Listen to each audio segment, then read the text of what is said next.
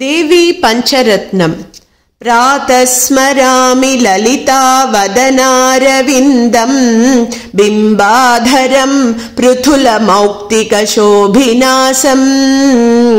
आकर्णदीर्घनयनम् मणिकुण्डलाढ्यम्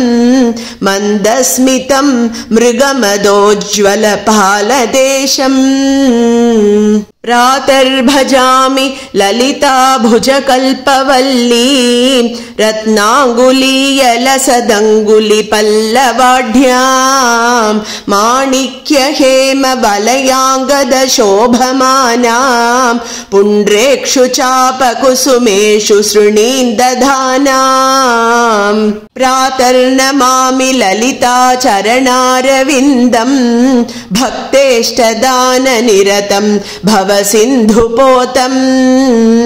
पद्मासनादिसुरनायकपूजनीयम्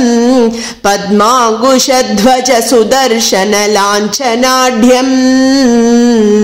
प्रातस्तुवे परशिवां ललितां भवानीं त्रय्यन्तवेद्य विभवां करुणानवद्यां विश्वस्य सृष्टिविलयस्थितिहेतुभूतां विश्वेश्वरीं निगमवाङ्मनसातिदूराम् प्रातर्वदामि ललिते तव पुण्यनाम कामेश्वरीति कमलेति महेश्वरीति श्रीशाम्भवीति जगतां जननी परेति वाग्देवतेति वचसा त्रिपुरेश्वरीति यश्लोकपञ्चकमिदं ललिताम्बिकायाः सौभाग्यदं सुललितं पठति प्रभाते तस्मै ददाति ललिता झटिति प्रसन्ना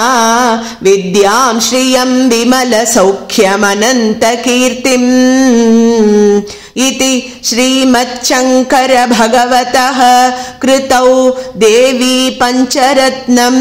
सम्पूर्णम्।